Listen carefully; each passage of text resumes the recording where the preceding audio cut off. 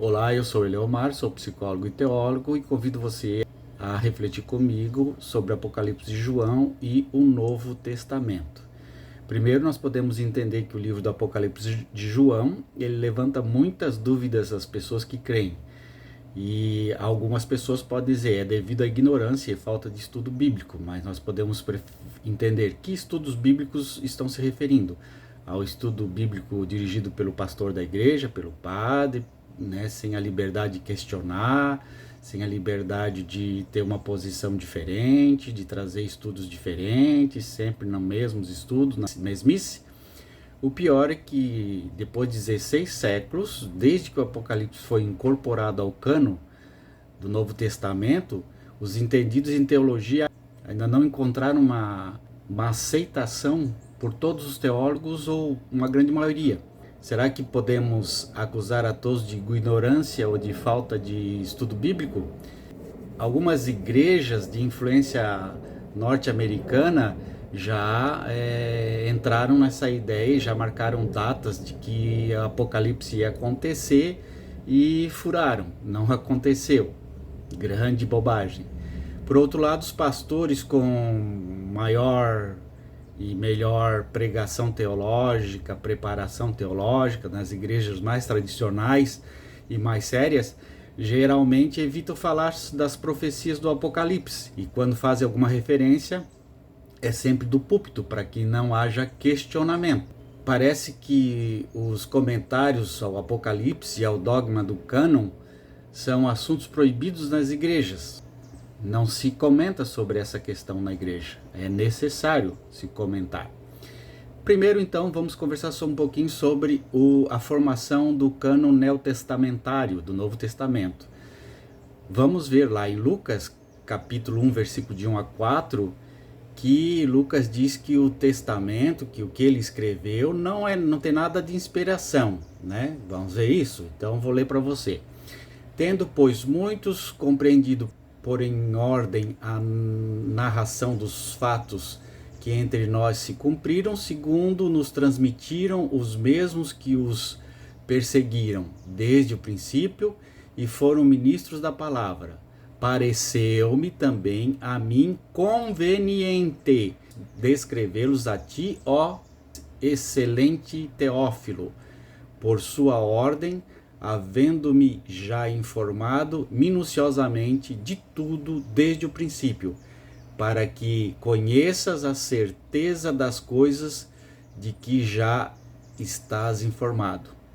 Então você vê que o próprio autor do livro de Lucas diz que vai escrever por conveniência, não por inspiração, como dizem os pastores e os bispos da igreja, né? No primeiro cristianismo havia muitos manuscritos, evangelhos, epístolas, apocalipses, não eram só esses que estavam na Bíblia, circulavam muitos outros.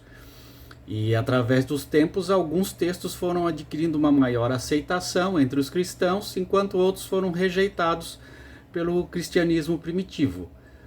De uma maneira geral, podemos afirmar que os textos que tiveram maior aceitação nas primeiras igrejas acabaram sendo integrados à coleção dos livros que hoje chamamos de Novo Testamento. Entretanto, os outros livros foram considerados como apócrifos, como livros que não têm poder de canonicidade, de palavra de Deus. Alguns perderam-se então para sempre, mas há alguns que ficaram e algumas cópias estão por aí nos nossos dias, foram encontrados, né, alguns manuscritos, algumas partes de alguns textos, para provar que não existiam só os evangelhos e só os escritos que estão na Bíblia canonizada. É importante também a gente dizer que Jesus não deixou nenhum livro escrito, Jesus não escreveu nenhum livro. Então tudo que se escreveu e tudo que está no cânon foi organizado pelos judeus na cidade de Jânia no ano de 90 depois de Cristo, né, no cristianismo primitivo. Assim, estamos diante de uma decisão teológica, não de palavra de Jesus. Um grupo de pessoas, de bispos, se reuniram e decidiram quais eram os livros canônicos. Portanto, Se foi um grupo de pessoas que decidiu quais são os livros canônicos, é possível de questionamento. Não como a igreja diz, não se questiona nada que está na Bíblia, no Testamento, no Novo e no Antigo Testamento. Não, foram homens que escolheram esses livros, portanto há possibilidade de questionamento. Parece muito estranho que a Bíblia foi escolhida por um grupo de católicos e o Papa é que autorizou, que assinou dizendo que os livros sagrados eram esse, e existe aí tantos crentes que são mais ferrenhos na palavra de Deus, mais fanáticos do que os teólogos cristãos católicos dos nossos dias. Lá no segundo século, houve discussões entre os crentes sobre os livros que mereciam maior credibilidade, mas não havia a necessidade de se definir concretamente quais eram os livros que deveriam formar o cânon, por motivo de falta de imprensa. Os vários livros eram copiados manualmente, certamente eram livres para copiar qualquer livro, tanto os livros apócrifos como os livros que não eram ainda canonizados, No Império Romano havia uma liberdade de expressão de religião até aquele momento. E segundo os historiadores, o primeiro cristianismo não teve dúvidas de aceitar todos os livros do atual Testamento. Os livros que algumas igrejas primitivas rejeitaram e hoje estão no cânon do Novo Testamento foram os seguintes: as epístolas aos Hebreus, Tiago, 2 Pedro, 2 João, 3 João, Judas e o Apocalipse de João. Mas não havia uma rígida divisão entre os livros canônicos e os livros apócrifos. A fronteira não era assim bem definida.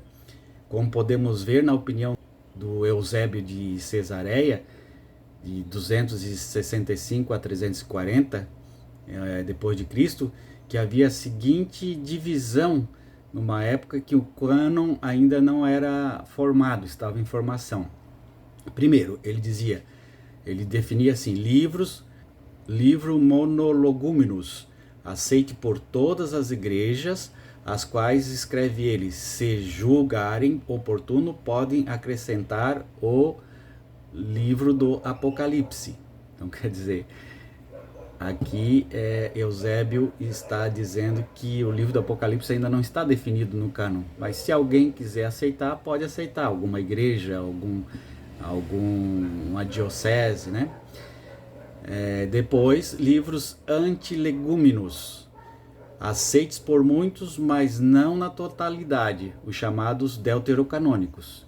E terceiro, os livros adulterados, os que, embora não estejam entre os livros canônicos, não contêm ideias heréticas, isto é, têm um caráter ortodoxo.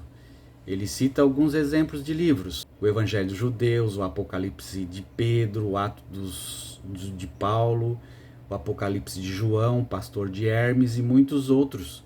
São livros adulterados, porém, que não contêm heresia. Eles podem ser lidos nas igrejas. O quarto, os livros heréticos, os que pretendiam substituir os livros canônicos, utilizando o nome de algum apóstolo já há muito falecido, como por exemplo o Evangelho de Pedro, o Evangelho de Tomé, o Evangelho de Matias, o Atos de João e muitos outros. Eram considerados heréticos. Assim como vemos para os cristãos do século III e início do século IV, o Apocalipse de João era considerado um livro adulterado, mas nessa época começou a ser tolerada a sua utilização na igreja. Quais os critérios para incluir um livro no cânon sagrado, atendendo a toda a teologia cristã, nos livros canônicos, em especial ao Novo Testamento? Pode-se afirmar que o cânon se formou, de certa maneira, no fundamento da teologia. Portanto, seria de se esperar que esse assunto fosse amplamente debatido nas igrejas, mas não acontece. E mesmo quando há referências ao cânon, e é quase obrigatório referir que o cânon merece toda a nossa confiança. Esta afirmação, que tantas vezes substitui uma curta e clara comprovação dessa credibilidade que todos procuramos acaba por convencer o leitor atento precisamente do contrário. E o cânon continua a ser um assunto do index da igreja ditas evangélicas. Considerado tal atitude, além de incorreta, também pouco bíblica, atendendo que o próprio Cristo não deixou nenhuma lista de livros inspirados. Então é a igreja que está dizendo que esses são os livros inspirados, e a igreja é falha, então não podemos dizer que a igreja tem toda a credibilidade. Sendo o cânon produto da teologia, poderá e deverá ser questionado. Segundo o exemplo que os bereanos nos deixaram, com o apoio de Paulo, toda a teologia deve ser cuidadosamente examinada pelos crentes. Os bereanos é lá do tempo de Paulo. Os bereanos eram habitantes da antiga cidade de Bereia, na Macedônia, que receberam o ensino de Paulo e Silas com zelo e sinceridade. Por isso eles tinham o direito de questionar Paulo. Os primeiros critérios utilizados para incluir um texto no cânon do Novo Testamento era o seguinte: ter sido escrito por um apóstolo ou pelo menos ter aprovação de um dos apóstolos, como o caso de Marcos, que transmitiu o que aprendeu com Pedro, ou Lucas, que foi companheiro de Paulo. Segundo, ter a aprovação unânime de quase toda a igreja do seu tempo. Essa condição, como vimos, não se aplica aos vários apocalipses, incluindo o Apocalipse de João, que foi rejeitado pelo cristianismo primitivo e ainda levanta sérias dúvidas no Concílio de Nicéia. O Concílio de Nicéia, em 325, não tratou do assunto do cânon, da formação dos textos bíblicos, que deveriam fazer parte da Bíblia. Só o Concílio de Catargo, em 397 a 419, é que fixam o cânon neotestamentário, o Novo Testamento, nos 27 livros que nós temos atualmente. Bom, o Concílio de Nicéia, muitos consideram que foi o fim do cristianismo primitivo e o nascimento da Igreja Católica. O imperador Constantino afirmou que se converteria ao cristianismo e então, por isso, proibiu a perseguição aos cristãos. Muitos historiadores dizem que tal conversão de Constantino foi uma opção política. Vendo que não conseguia acabar com o cristianismo pela violência, resolveu aproveitar a seu favor o entusiasmo dos cristãos e a dedicação dos cristãos ao seu favor. Bom, o Concílio de Nicéia ele foi convocado por conta da heresia de Ariano, o arianismo, que não via Jesus como um Deus e não acreditava na Santíssima Trindade. Então havia uma confusão, uma discussão na igreja se Jesus era Deus ou não, se Jesus se igualava a Deus, se tinha a mesma matéria, a mesma natureza de Deus, as três pessoas da Santíssima Trindade. Então foi convocado esse concílio, porque não interessava ao imperador Constantino briga entre os cristãos, ele queria a unidade, e essa unidade veio a partir desse concílio de 325, Concílio de Nicéia. Constantino conseguiu unificar a igreja porque não era a liberdade de expressão, a mediação teológica e a tolerância que lhe servia, mas sim uma igreja forte, autoritária e sem evasivas para unificar o império. Não interessava a Constantino brigas teológicas, confusão. Interessava a unificação, nem que isso fosse através da ignorância do poder. Mas o Concílio de Nicéia não examinou o assunto do cânon. O Concílio de Nicéia não tinha interesse nenhum em firmar o cânon, quais eram os livros que determinariam serem canônicos na Bíblia. Era a discussão sobre Deus, sobre Jesus ser Deus e sobre a Santíssima Trindade, como disse já o Eusébio de Cesareia.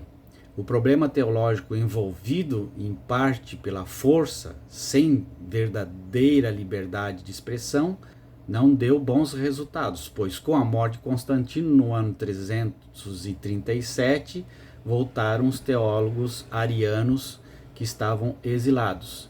É importante dizer que o arianismo tinha mais força entre os clérigos, entre o povo, do que o cristianismo do bispo de Constantinopla, que foi o que foi aceito por Eusébio. Foi no Concílio de Catargo, em 397 e em 419, que pela primeira vez ficou definido o cânon neotestamentário, o Novo Testamento. Segundo os historiadores, foi o tempo do Papa Cirício, no Concílio de 397, e também do Papa Bonifácio no Concílio de 319, quando Honórios, em 395 a 423, era o imperador do Ocidente.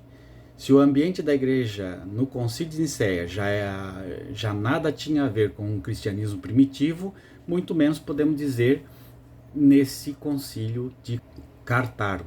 Vamos ver algumas coisas que aconteceram nesta época. De 389 a 391, Teófilo, patriarca de Alexandria, inicia violenta campanha de destruição dos templos pagãos. Só podia existir cristãos. 392, o imperador Teodósio proíbe a liberdade religiosa dos pagãos. Só podia ser cristão. Em 397, o Concílio de Cartago incorpora o Apocalipse ao cânon neotestamentário, ao Novo Testamento. No ano 400 depois de Cristo, Maria passa a ser considerada mãe de Deus. Em 403, Epifânio combate a adoração a Maria. Em 408, revoltas populares pedem liberdade do culto para os não cristãos no Império Romano. E em 418, Bonifácio I e Eulálio são eleitos bispos de Roma. 2 papas em Roma. Olha a confusão. Em 419, Eulálio é expulso de Roma pelo imperador e por partidários de Bonifácio. Então, Eulálio, que foi ordenado bispo de Roma, junto com Bonifácio, Bonifácio consegue o apoio do imperador e expulsa Eulálio e fica só ele como papa daí. 440 depois de Cristo, Leão Magno, bispo de Roma, declara que o episcopado romano é a autoridade suprema da igreja em todo o mundo. Claro que nessa época, os concílios de Cartago, ninguém podia reagir, pois o cristianismo já tinha sido abolido, a liberdade de expressão e de religião que havia no Império Romano. Ninguém podia falar contra os cristãos. Qualquer ideia que os papas e bispos diziam tinham que ser aceitas. A igreja que anexou o Apocalipse à Bíblia já impunha arrogantemente os seus dogmas, de acordo com o pensamento de Tertuliano, que viveu entre 155 a 220 depois de Cristo, e era um prestigiado cristão apologista que defendia o cristianismo. Ele afirmou assim: credo quia absurdum, ou traduzindo para o português, acredito mesmo que seja um absurdo. Então não podia, nem que se fosse um absurdo, não acreditar. Então estavam abolidas a mediação, a reflexão teológica. Não se podia mais fazer teologia, não podia mais pensar teologia, só importava as decisões da igreja e de mais ninguém. É importante a gente pensar sobre a influência pagã do judaísmo no Apocalipse. A leitura do Apocalipse, principalmente a partir do 4º capítulo, revela uma linguagem bem diferente da que encontramos nos outros livros do Novo Testamento. Nomeadamente, a descrição dos seres com várias cabeças e vários chifres e asas parece mais uma descrição da mitologia grega romana ou egípcia do que um livro de Bíblia, muito menos no Novo Testamento. Você pode ver isso lá no Apocalipse 4, 7 a 8, 9, 7 a 10, 9, 17, 11, 7, 12, 3 e 4, 13, 1 e 2, 13, 11 e 17, 3. De acordo com uma interpretação fundamentalista, em Gênesis 2, 19 e 20, Adão deu nome a todos os animais criados por Deus. Portanto, esses seres aí do Apocalipse, esses monstros do Apocalipse, não tiveram nomes dados por Adão, logo não poderiam existir, faziam parte do produto da imaginação das pessoas, porque só Deus tem o poder de criar, e não se tem lá em Adão esses monstros que aparecem em Apocalipse. Em Apocalipse 10, 10, 11, tem aí uma influência grega, utilizando, né, alucinantes nos seus oráculos. Em Apocalipse 11, 2, há uma forte influência judaica com a ideia do Antigo Testamento nos lugares separados para os gentios e privilegiados para os judeus. Em Apocalipse 13:16 há referência às pessoas livres e às pessoas escravas. Será que a antiga condição de escravo prevista na lei de Moisés vai voltar? Segundo Apocalipse, parece que sim. Não é preciso ser um grande teólogo para perceber a diferença literária do Apocalipse de João para os outros textos do Novo Testamento. É muito diferente o escrito, a forma literária, logo não se sabe muito bem por que se colocou ele no cânon. Bom, falando um pouquinho sobre os nossos dias, né, nós temos um problema de definição do cânon. Só se tornou importante na Reforma Protestante, com a invasão da imprensa, que permitiu pela primeira vez juntar todos os livros naquilo que nós chamamos de Bíblia. Com a grande divulgação da Bíblia, que se tornou o livro mais lido do mundo, os rolos do Antigo Testamento, os pergaminhos, são encadenados, né, e traduzidos para a língua vernácula, a língua de cada país, nos dias atuais.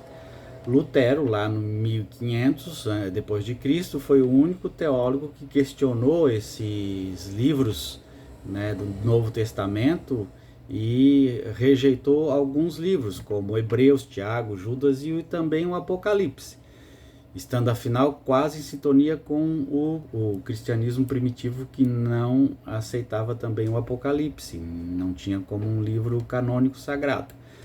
No entanto, Lutero não rejeitou o cânon tradicional, manteve o cânon tradicional, mas talvez se possa dizer que criou um cânon dentro de um cânon. Bom, mas isso afinal acontece em todas as igrejas, se escolhe só aquilo que se quer ler e só aquilo que lhe interessa aos pastores, né?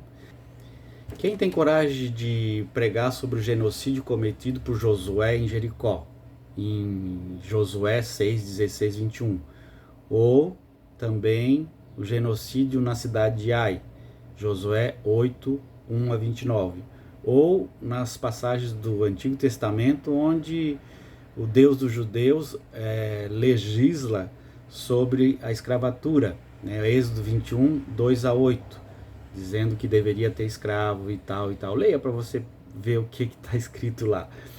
E em que um pai poderia vender suas filhas como escravas desde que cumprisse determinadas condições rituais.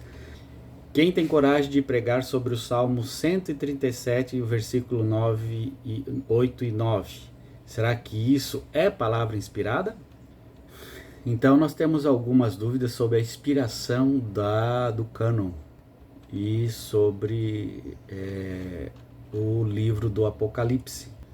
Quanto ao Apocalipse, aquilo que é propriamente Apocalipse, isso é revelação escatológica, entre seguir a opinião do povo primitivo, do cristianismo primitivo, e a decisão imposta nos concílios católicos e pela organização ditas evangélicas, é preferível acreditar no cristianismo primitivo.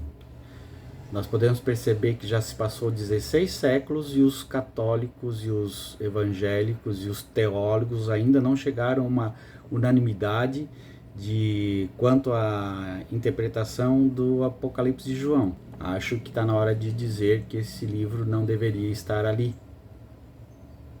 Até mais, obrigado, tchau.